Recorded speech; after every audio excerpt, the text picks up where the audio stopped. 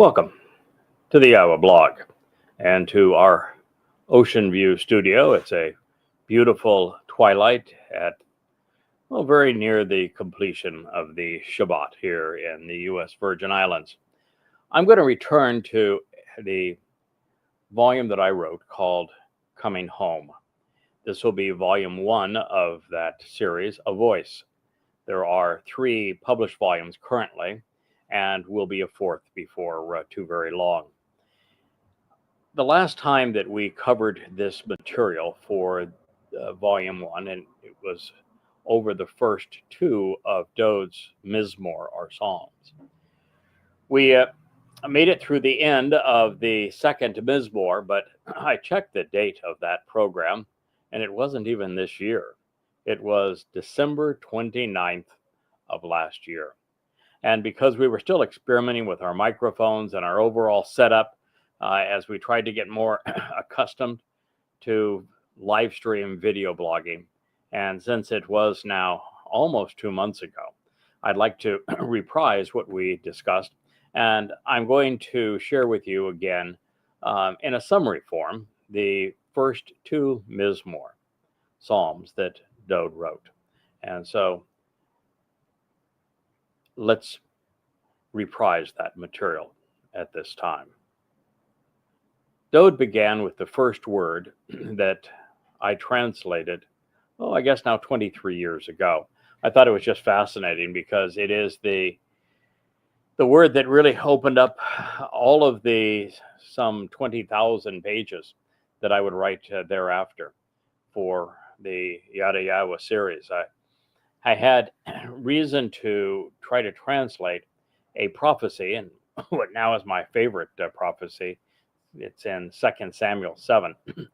And it's about building homes, who builds them, who lives in them, and then who will ultimately occupy them as we move forward in time. And in the midst of that, there is a line that is in Yahweh's voice, and it says that when guilt is associated with him, I'm not going to spare the punishment. And this is riveting to me at the time, because I had thought at the time it was saying, as every English translation says, that when he sins, I will not spare the punishment. And that being the case, then if it was prophetic of the Passover lamb, of course, it couldn't be true, because the Passover lamb has to be perceived as being a perfect individual, correct. And so sin can be associated with him in the context of what Isaiah said in the 53rd chapter, when our guilt is associated with him, he will, carry it away. And so just trying to find out how every one of the 20 English translations I had of 2 Samuel 7 managed to all get it wrong was what caused me to begin learning Hebrew. And effectively, it was the first translation that I did was of Asher in that particular prophecy. And since that time, I have 35 volumes now of books that I have translated, many from the Dead Sea Scrolls, so that we might come to understand a whole lot more clearly and completely what Yahweh actually said to us. And so the very first word that I translated 23 years ago was Asher. And it is the first person variation of Asher, Ashri, that Dode used in the very first psalm. So it's just a connection between us that I enjoy, and I wanted you to have a bit of an appreciation for it as well. So as we begin this episode of Coming Home, A Voice, episode 1, and we consider the first Mizmowr psalm. Here is how it begins.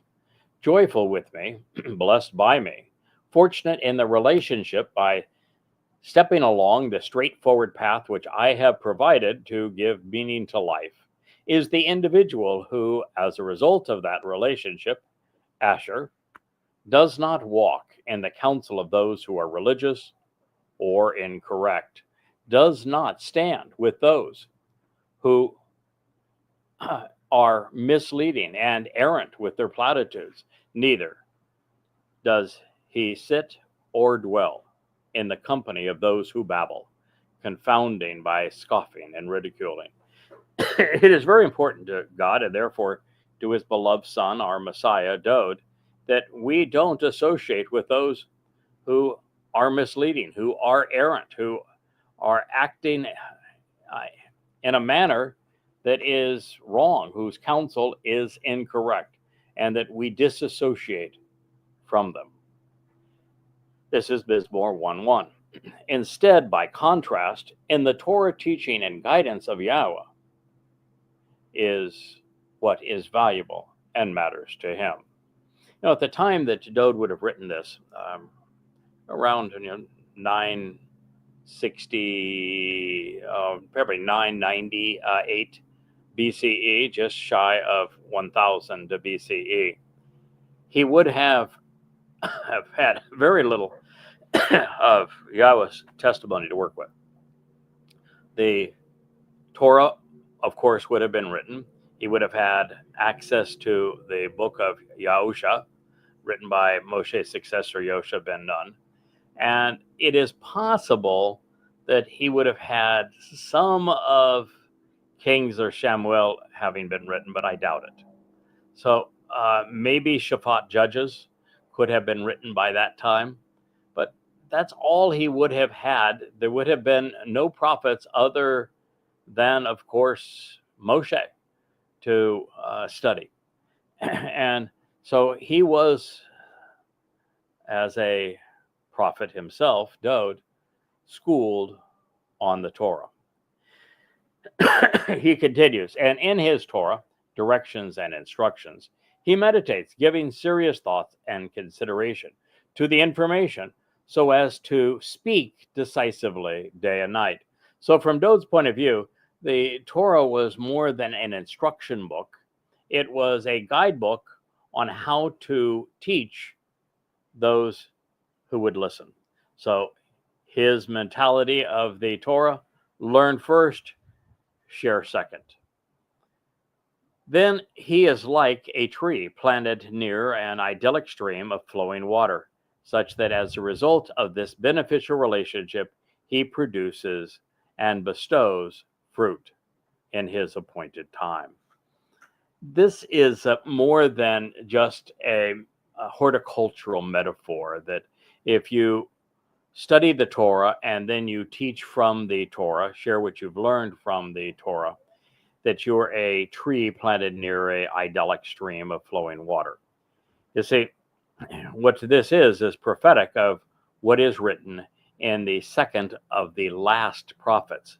In fact, it helps us explain and understand what Zechariah was speaking about when Zechariah told us that there would be 2 olive trees and that they would sit beside idyllic streams of flowing water, and that at the appointed time that they would come forth to teach Torah to God's people.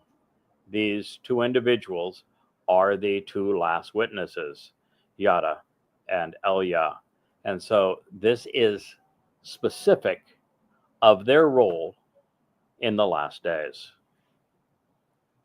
And that is one of the reasons that we count Dode as among the most important of the prophets.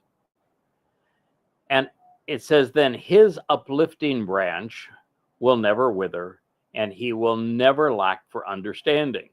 Again, prophetic. Well, Dode is the ultimate branch.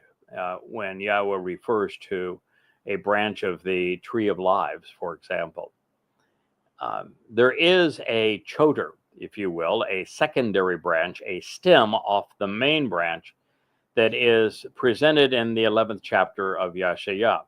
His individual is so important to Yahweh's overall mission of reintroducing his name to his people, reacquainting them with the author of this Mizmowr, Dode, the Messiah and Son of God, that he is given the seven spirits of Yahweh, the only person in human history to receive the seven spirits of Yahweh, so that he can be an effective communicator of Yahweh's Torah guidance to his people in the last days, so that they might return and come home. So this uplifting branch that he is speaking of, that will never lack for understanding, is the Choder, and this secondary stem. And it says, in everything he engages in to show the way to the benefits of the relationship. Asher, again, the first word that we began with, one of my very favorite Hebrew words, that in everything that to show the benefits of the relationship, he will succeed and he will prosper. This is just like the previous line where it says that he will bestow fruit, peri. It is a derivative of para. Well, Yada is the Adamah para. He is the man of the earth. And in the case of being the man from Edom, he's the bloody red man of the earth, who is fruitful and productive. And you might say, if you're a new listener to the YAHOWAH blog, that, talking about what this tree represents in terms of one of the last two witnesses, speaking of the relationship with the stream of flowing water, which is also significant, and that Yada, as the one of the last two witnesses, will lay down his life as the Adamah Parah for the benefit of Yisrael. And when that happens, Yahweh is going to release torrents of flowing water from underneath the Temple Mount, which is where the sacrifice will take place, to cleanse his people and prepare them for his return 10 days later. And so this reference is to that as well. And, you might wonder how it is that Dode in his first Mizmowr would talk so vociferously with these kinds of clues about events that would play out 3,000 years later. And the answer for that is that if it were not for what Yahweh was doing with this secondary branch, with this tree that is rooted near these idyllic flowing streams of water, such that on the behalf of the relationship, he can be fruitful, peri, at the appointed time, is that without that role, it's all for naught. Dode's sacrifice as the Pesach El, as the Passover lamb, as the most important of the Zeroah, of the sacrificial lamb, is for naught. No one knows it. No one would be there at his return, because no one would know that it was Dode who is returning.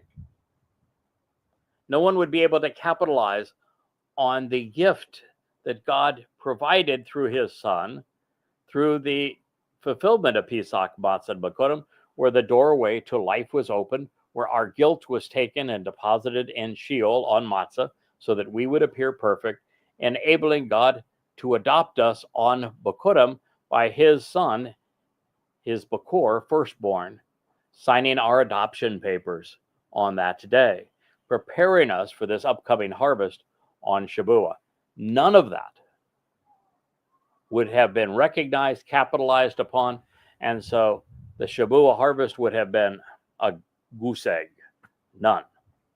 There had been no one to cleanse and perfect on Towrah, and therefore there would have been no homecoming of Dode and Yahweh come Yom Kippurim.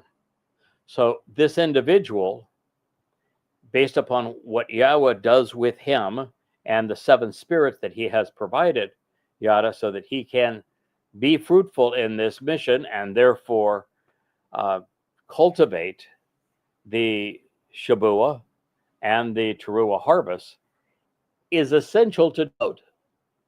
Dode made the sacrifice, but none of his people acknowledged it until I did so, recognizing it, sharing it with you. And so that is why there's so much emphasis, even in this first Mizmowr of Dode, to this role, as Dode says, at the appointed time. So his uplifting branch will never lack for understanding everything that he engages in to show the way to the benefits of the relationship. Asher, he will succeed and prosper. This is not true, nor even remotely similar, with those who are incorrect, with those who will be condemned for leading others astray and for misrepresenting God's character. This, again, is prophetic.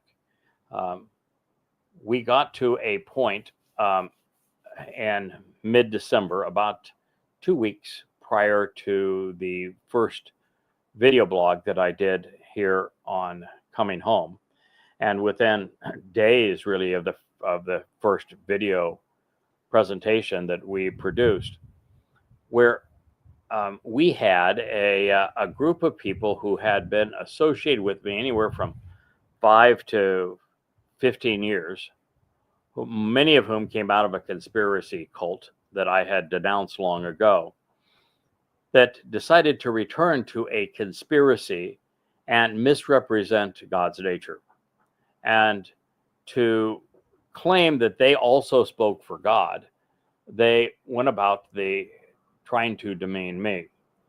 God takes a very dim view of that. There are 3 people at 3 critical times that he has declared that he is speaking directly and only through them at that time to resolve a major issue with his people, and to challenge God's intent and his implement that way is so serious that even all the way back 3,000 years ago, Dode recognized it, and he nipped it in the bud and said, this is not true, nor even remotely similar, with those who are incorrect, with those who will be condemned for leading others astray and for their misrepresenting God's character. In this particular case, their ploy was to misrepresent God as being 2 distinct personalities, with one being a diminutive father figure and the other being an overwhelming mother of God figure. Sure, it's insane, but nonetheless, that has been their approach. They even changed Yahweh's name to accommodate their mythology. God then inspired Dode to go on and say of these individuals, who rather will be like the chaff that is driven away and refuted. Mizmowr 1:4. God's insistent that we do not suffer these kinds of indignities politely, casually, nor do we try to accommodate them. God wants us to be exceedingly aggressive at denouncing these things. So he's saying, and this is funny, that they will be driven away and refuted by the Ruach. And the reason that's so funny is that their whole scheme was to turn the Ruach into Mother God. The very Ruach that they have turned into a godly figure is the one who is going to drive them away like chaff. Therefore, based upon this reasoning, those who are incorrect, misled, and misleading will not stand upright during the judgment, nor those who are wrong in the enduring community of witnesses of those who are upright, correct, and vindicated. And the reason that this is important is that if you're going to be part of this Towrah and the Shabat harvest that precedes it, if you want to be part of God's family going forward, one of the things that is essential in all of that is that you're going to need to be consistent. You're going to need to be steadfast and reliable and engaged all the way to the end. And if you're not engaged all the way to the end, you're really not counted among those that Yahweh wants to associate with. He likes people who are loyal and who will stand with him and by him through thick and thin. And ultimately, the thing that matters most is whether or not you were Sadak, upright, correct, and vindicated. Mizmowr 1:5. Indeed, because Yahweh knows the way of those who are upright, correct, and vindicated, Sadak, but to those whose path is incorrect will perish. Mizmowr lyrics to be sung 1:6. So here is a powerful prophetic insight from Dode, where the majority of the presentation actually pertains to what Yahweh will achieve and is achieving through the very programs. In fact, you are witnessing the fulfillment of the first Mizmowr. The second Mizmowr, as a recap, begins as follows. For what reason, one should ask, do noisy and confused throngs of scheming and rebellious Gentiles gather together in open defiance?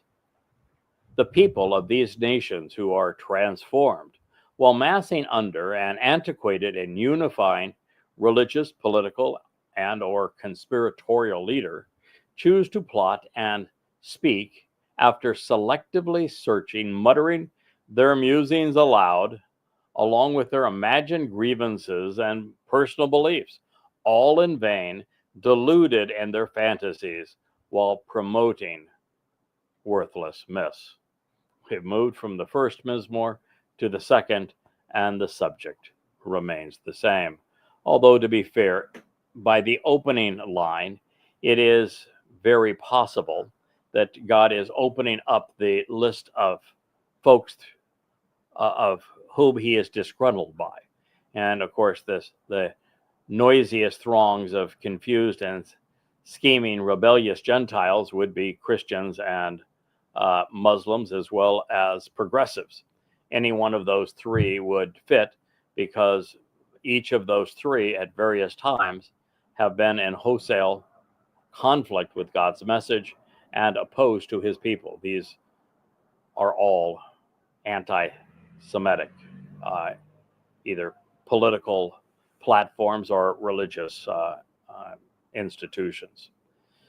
So it could be that, or it could be the very group again that we're talking about, which I've referred to as the leprous Goyim Motherites, because they are in fact noisy, they are confused, they are scheming and rebellious, and of course they are Gentiles, and they are conspiratorialists. That's where they have come from. That is where we found them, and that is where they have returned. So it's people who are transformed while massing under an antiquated and unifying religious, political, or conspiratorial leader, choose to plot and speak out after selectively searching and muttering their musings with imagined grievances and personal beliefs, all in vain, deluded in their fantasies while promoting worthless myths. Again, you could take this and apply it broadly to the religions of Christianity and Islam, even to the delusions of progressive platitudes, but it is also very specific of the leprous Goyim Motherites and their rebellion and their attempts to discredit Yahweh's chosen implement. The rulers of the earth, solely on their own initiative, continually set themselves up. Those in command, claiming primacy of authority and an esteemed status, lay a foundation to conspire and rebel all together over Yahweh and over and against his anointed Messiah.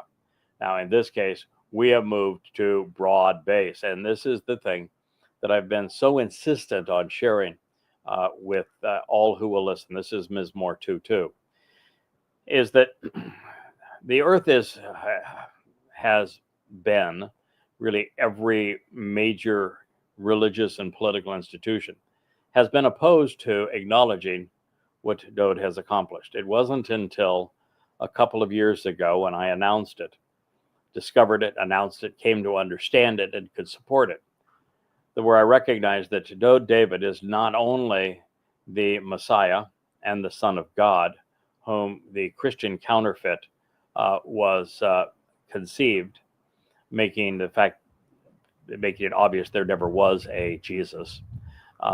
strictly a mythical counterfeit of David. But I also was able to validate and explain how Dode figured out that it was appropriate for him to volunteer to serve as the Pesach El, the Passover lamb, and then fulfill matzah, unyeasted bread. And once I did that and began to share it, it became the most important discovery in human history. And I realized that heretofore, the reason that no one had recognized it is because the mainstream religions of the earth, particularly the so-called Abrahamic religions, had piled their trash right on top of the truth. And so they all had a false messiah. And since the false messiahs were so repugnant to those who didn't adhere to any one of these three religions, it was assumed that there was nothing there to see but lies. And yet buried beneath those lies was the most profoundly important truth in human history. And what we find is that rather than Christianity and Islam and Judaism celebrating messiahs, all of whom were fake, what really happened here is that the actual Messiah and the Son of God, Yahweh's Messiah, David, was ignored by his people, rejected in that role. 2:3 goes on to say, let us choose of our own volition to break and pull off their bonds which trap and ensnare, and desire to cast off and overthrow, rejecting from us their twisted and interwoven threads, which bind and immobilize, which they use to twist, pervert, harness, and control. Mizmowr 2:3. Same story, a slightly different perspective on the same story, but for a very long time, the trash of Christianity and their false Messiah, Jesus Christ, the trash of Judaism, which began with the false Messiah, Bar Kokhba, and the trash of Islam, which also began with a false Messiah and Muhammad, are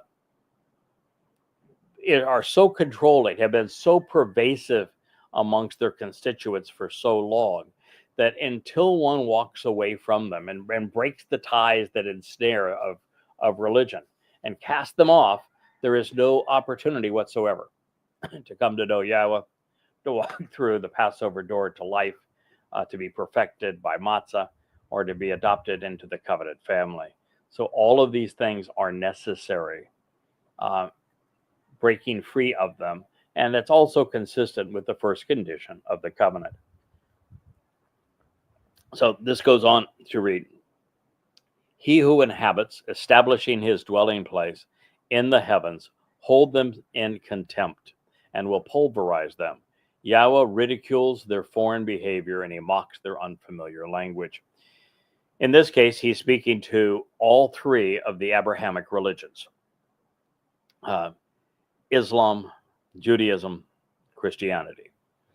All three had false messiahs, so they were opposed to Yahweh's Messiah. All three have their unfamiliar language, whether it's the Talmud, the Quran, or the Christian New Testament.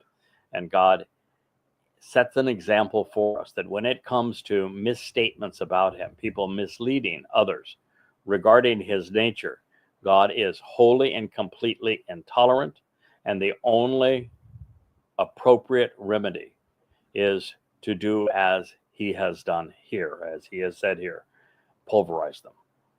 Now, that does not mean that you have to be violent. You need to have an appreciation that the most effective weapon ever wielded by humankind are words, and we can use them effectively in this regard.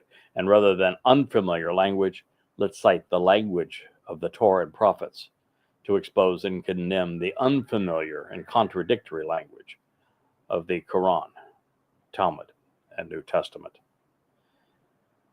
Then he will communicate, expressing himself towards them, showing his frustration and resentment and his burning indignation, and he will overwhelm and bewilder them.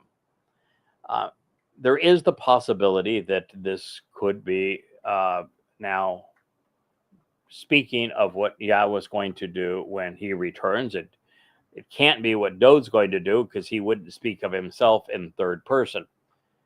The other possibility is we're right back to that same branch, that same tree, that same Torah student and now Torah teacher who is so important to Yahweh's people that his story is told in that first Mizmowr. And so this could well be the individual that Yahweh says is going to express himself towards his people and against those who are harming his people. The Christians have subjugated and tormented and demonized Jews for 19 centuries. Muslims have perpetrated genocide against Jews for 14 centuries. And Judaism has been the most grievous influence on Jews for 1,800 years because of Rabbi Akiba's false Messiah, Bar Kokhba, and how it invited the wrath of Rome, causing the diaspora, leading to the Holocaust. So he is saying that this unique individual that is this stem that Yahshua speaks of empowering with the seven spirits of Yahweh will overwhelm them. He's going to bewilder them, and that he is going to be indignant towards them.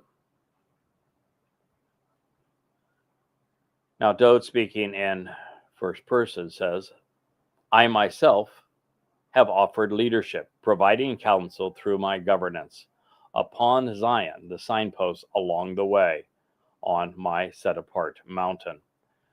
Again, a very poorly understood reality is that not only was Dode a magnificent king, a king selected by Yahweh, who has provided us with the counsel of the mashal, proverbs, word pictures, and also the Mizmowr, like this one, which are songs called psalms.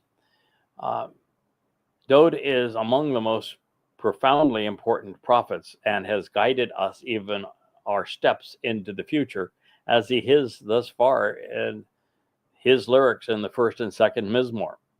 The second thing that is not well known is that Zion is not what it's used today as is a political designation for patriotic Jews. They're called Zionists. Well, Zion in Hebrew actually means psalms or signs that are posted along the way. And these signs are posted on Yahweh's and Dode's set-apart mountain, Moriah. The city of Dode was on this mountain, along the ridge line of Zion. And at the top is Mount Moriah, where the threshing floor was turned into the Temple Mount. And down that ridge line you go to where Dode's home was. And this is Jerusalem and the city of Dode that he is speaking of. But that is what Zion actually means. That is where it's actually located. It is the ridgeline on the set-apart mountain, which is Moriah, which means to revere Yah, which is where the house for Yah was named, called a temple, once stood. It is where it will be returned, and the Dome of the Rock and Alaska Mosque will be destroyed, obliterated. So this is Mizmowr 2:6.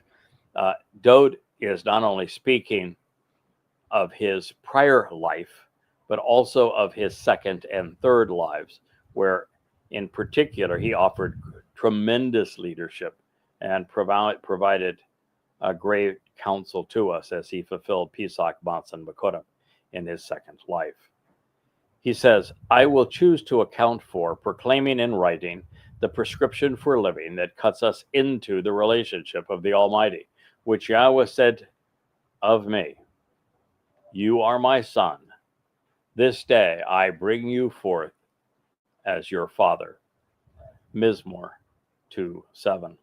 One of the most important lines ever spoken. And this is Dode acknowledging in writing that he is not only the Son of God and that Yahweh is his Father, something Yahweh only said of this one man. But far more important than that, and it's hard to say anything far more important than that. This is the Son of God that Christianity misappropriated to create their God-forsaken religion. Literally counterfeited Dowd, robbed Dowd of his title to create the misnomer of Jesus Christ. But it's far more important than just recognizing that the actual Son of God is Dowd David, which, by the way, also impugns Judaism, because in Judaism, God is incorporeal, and God can't have a son. Jews are exceedingly restrictive on their perceptions of a God whose name they won't even speak. But Yahweh is on record 3 times saying, "You are my son. This day I bring you forth as your father." And that day is Bekurim, where Dowd fulfilled Pesach Matzah Bekurim, the Bekor, fulfilled firstborn children. But it's what comes before this that may be the most insightful part of this, where it says that the prescription for living that cuts us into the relationship, it's choke. Choke is one of the more expressive terms that Dowd and others use to describe really the 4 essential elements of Yahweh's Torah teaching. Choke is one of them. Mitzvot, mitzvah, choke, and Bekurim, and Pekudim are the 4 of them. And one is a prescription for living. One is something that cuts us into the nature of the relationship. One is exercising good judgments on the means to resolve disputes, and the other one's the terms and conditions of the covenant. And so the prescription for living that cuts us into the relationship with Yahweh is the realization that Dowd is the Son of God and that Yahweh is his Father. That's the profound truth here. And the first person to recognize this and to share it broadly, both in writing and orally, as part of a whole host of programs, was Yada, the same stem off the main branch that is the Towrah, inspired with Yahweh's 7 Ruach spirits. And so this is an exceedingly profound statement. And I will choose to account for, he's saying, I'm going to proclaim in writing the prescription for living that cuts us into the relationship with the Almighty, which Yahweh said of me, "You are my son. This day I bring you forth as your father." The recognition that Dowd is the Son of God, not Jesus, is the very thing that enables us to be part of the covenant family. Because once we understand that Dowd David fulfilled Pesach Matzah and Bekurim, which enable us to receive the benefits of the covenant. Feel free to ask questions about this, seeking to learn the answers, because literally, out of me and from me, there will be an inherited share of the land of the Gentile nations that will be given to you and unto successive generations, even unto the distant reaches of the earth, perhaps even the entire material world. Mizmowr Psalm 2:8. Yahweh wants us to know. He doesn't want us to believe. He wants us to rely, which is much more powerful than having faith. And the best way for us to do this is for us to question everything, for us to seek answers. It's why on all of the amplified translations that I have provided over the last 23 years, and in these and other books, all free at YADAYAH.com, is that I wanted readers to be able to question the veracity of these translations, as they were more complete. I was claiming they were more accurate, and they became more verifiable because of the style that I used, where I specifically put these translations such that outside of the bold text, I would put an italicized rendering of the most generic form of the word being translated, so that you could copy it and paste it into any online search engine that was a Hebrew English dictionary and look up the meaning of that word for yourself to validate the fact that I was rendering it correctly. And so this is the benefit of asking questions. It was by trying to question the relationship between so many things throughout God's testimony that I was able to make the connections to go from knowing to understanding, which is why there are literally thousands upon thousands of unique insights in these 35 books that are now part of the YAHOWAH blog that were never shared anywhere else ever in the history of humankind until I was able to recognize them and share them with you. And many of them are exceedingly profound. None, of course, more than recognizing what we just read here, which is that the key to life is having an appreciation that Dod is the Son of God, and that as the Son of God, he fulfilled Pesach, Matzah, and Bekurim, and he will be returning. Now, what this goes on to say is that if you are the son of, a king, then you inherit the kingdom. Well, in this case, Dod is the son of the creator God of the universe. So it means he's inheriting the entire universe. Fortunately for us, Yahweh was into sharing. Fortunately for us, Dod is into sharing. And therefore, the universe that Yahweh is giving to Dod, he is sharing with us. And therefore, we get to not only share in the wealth and the land of those who will not make the cut and will not be part of the Sukkah camping out with Yahweh when the earth is returned to the conditions experienced in Eden, but there's an entire material realm for us to inherit as well.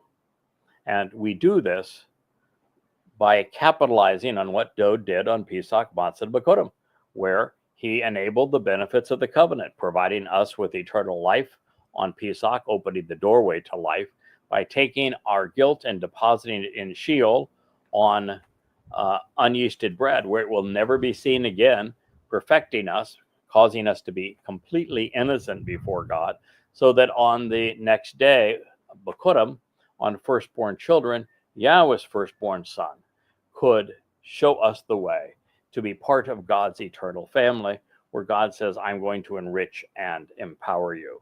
These are the benefits then of the covenant. And when we receive the benefits of the covenant, we inherit all that God has to give.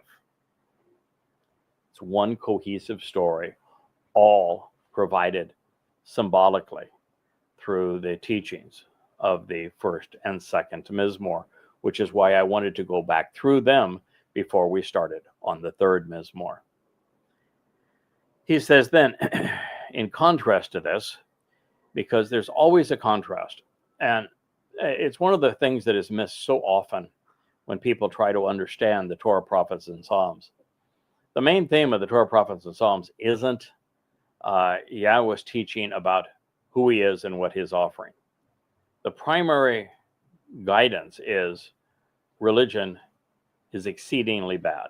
And if you are religious, you have no chance whatsoever of forming a relationship with God. And that the only chance any of us have is to recognize that religion and politics are wrong and to disassociate from them, which puts us in a position where we can pursue an understanding of God and become part of his family.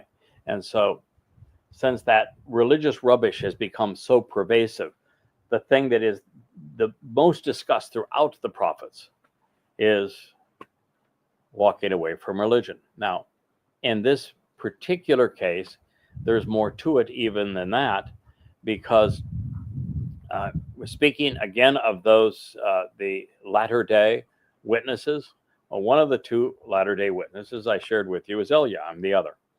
And in the case of Eliah, there is one thing that sets him apart from all others, and that is that Eliah's mission was to expose and condemn the religiosity and the politics of his people.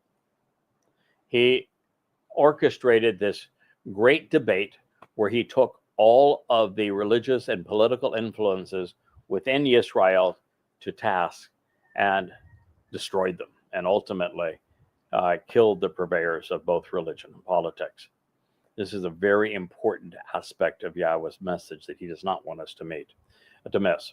So this reads, "You shall break up their evil nature and shatter their mistaken ways with an iron staff and scepter, as if they were a potter's vessel, as a means to constrain and control, and then you shall shatter and separate them." God wants no part of anything that is religious in nature, whether it is a religious construct or the host of religiosity.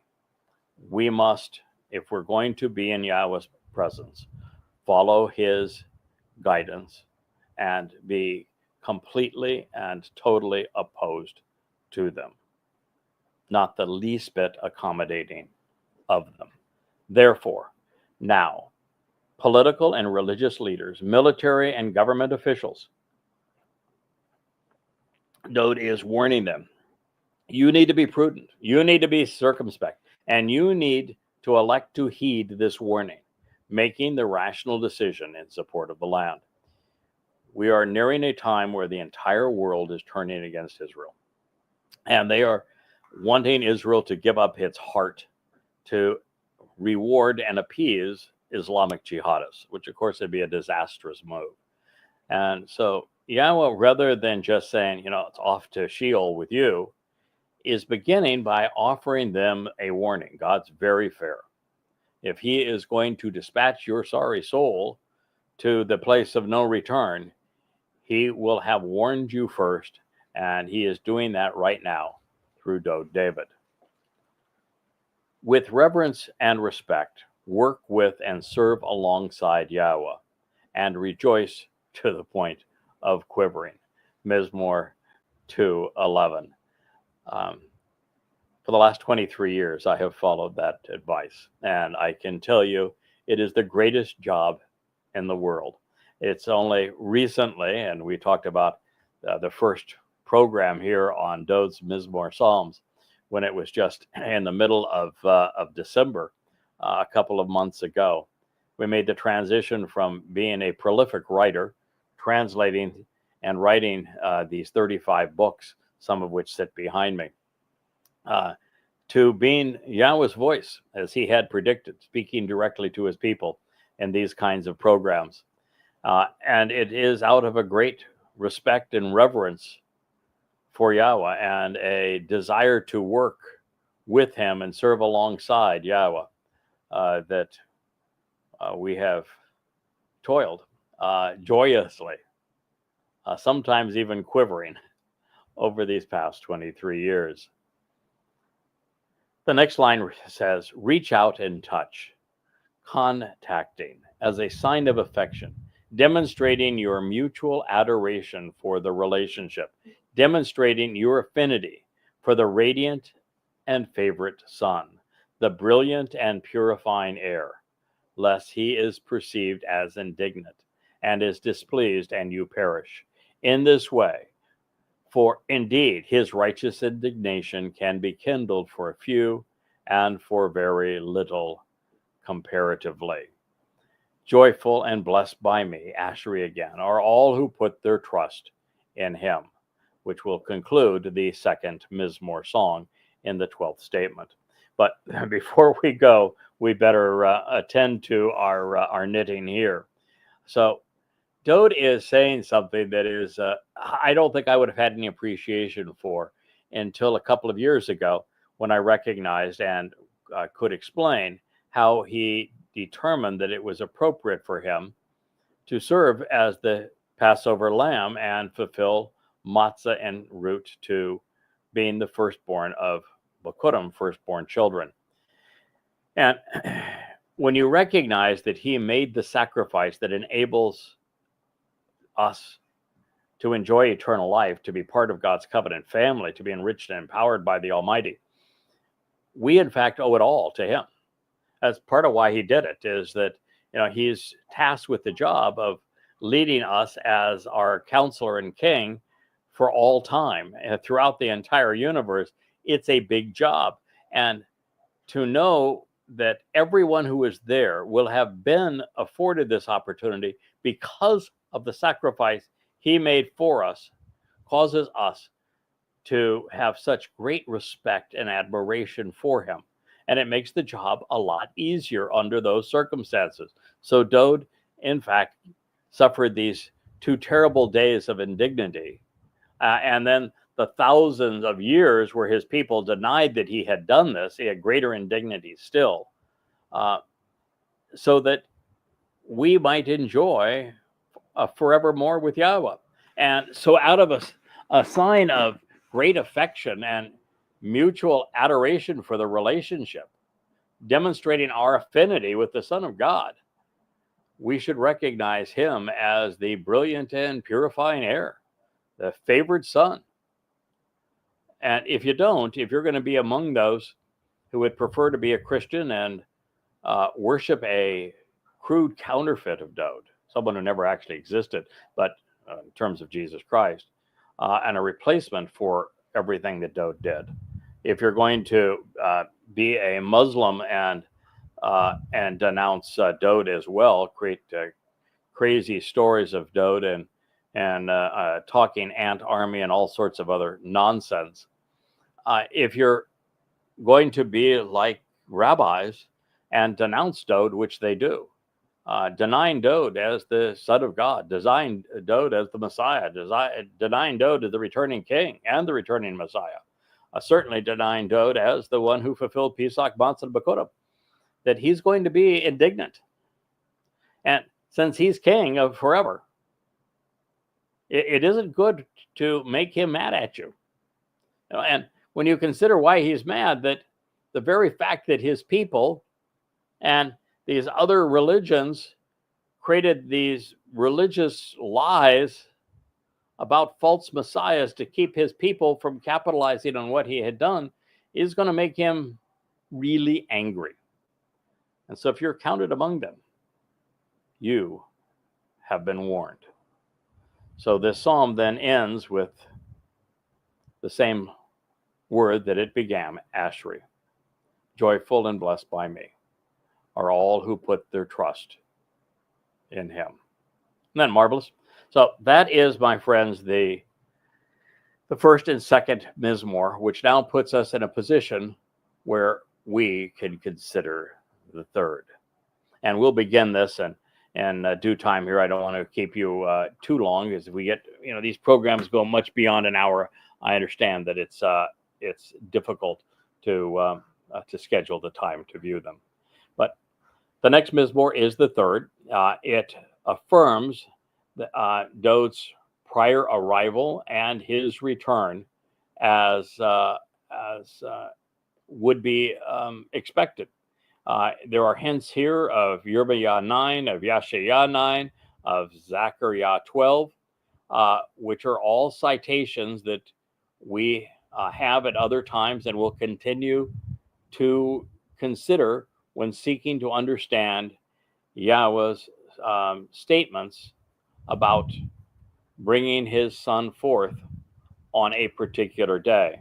And of course, that particular day that Yahweh brought his son forth is actually 3 days, because he had 3 lives. Yahweh brought Dowd forth when he was 8 years old and had him anointed and said, "This is the one that I have chosen."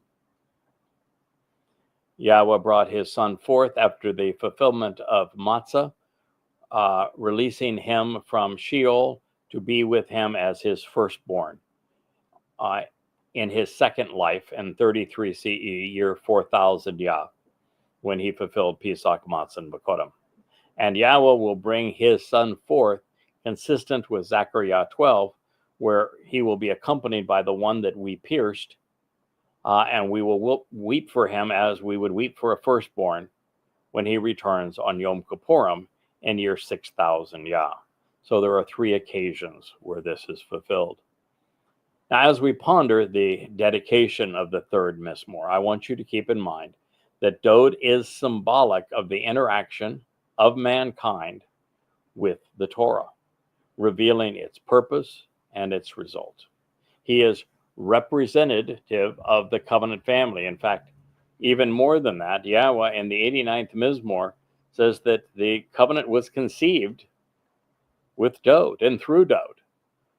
But in addition to all of that, Dod is emblematic of Yisrael.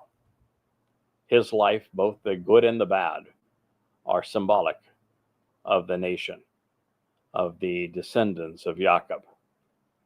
He has lived his life and he has expressed himself in ways such that we're able to understand and capitalize on all he has done, particularly his sacrifice as the Pesach El, the Passover lamb.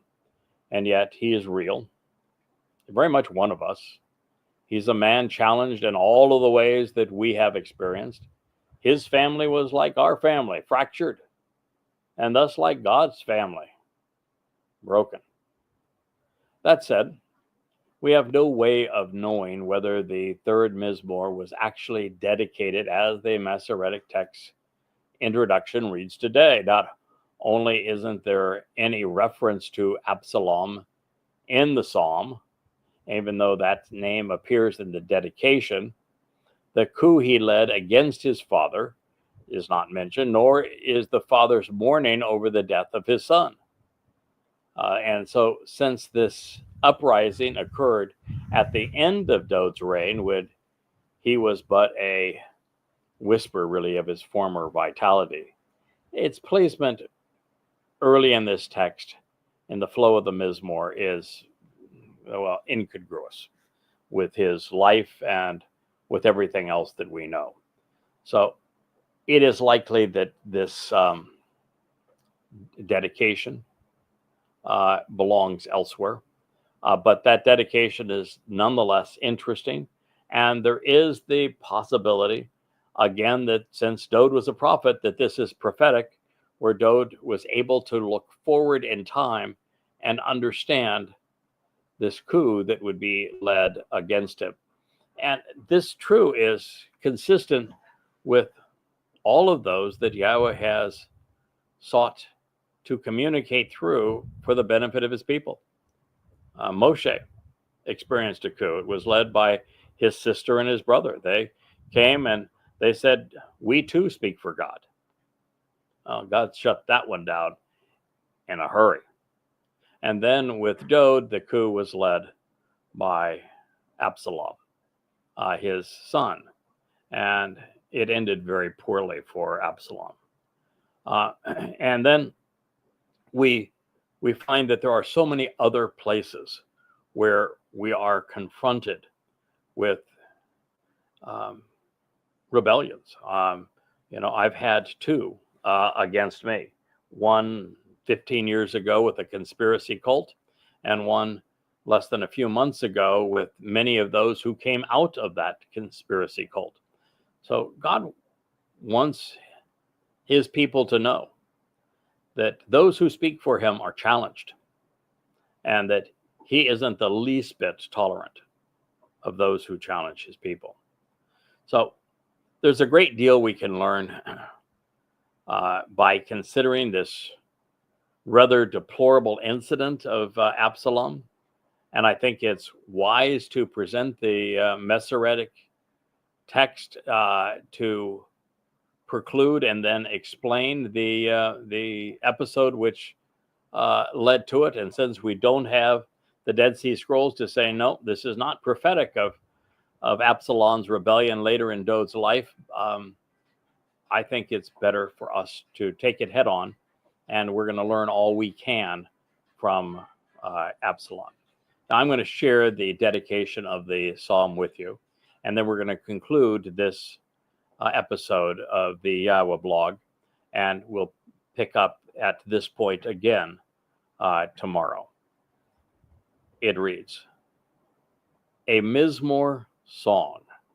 Mizmowr is a song with a melodious music accompanying the lyrics of Dode. It's not David. There's no V in Hebrew. There's no I or Y after the Wah. And all of the texts that are written within 300 years of Dode's life, including the ones he wrote himself, it's always spelled Dode. DWD. He is the beloved. That's what the name means. Upon his fleeing, Barak, Hugh, from the presence, men, Panay, of Absalom. Absalom means reconciling father. His son. This is the dedication to the Mizmowr, lyrics to be sung, Psalm 3. It is not the basis of the Mizmowr itself, but a dedication that now reads in front of it. Now, this episode, the Masoretic text introduction is referencing, was symbolic of the broken family of man. Dode's household was torn apart, and in the worst possible way, just as has been the case with Israel, violating every aspect of the covenant with Yahweh. And this is a wonderful place for us to pick up the text as we will do in episode 2 of Coming Home. I thank you so much for listening. I'm looking forward to being with you again tomorrow. May Yahweh bless you all. Good night.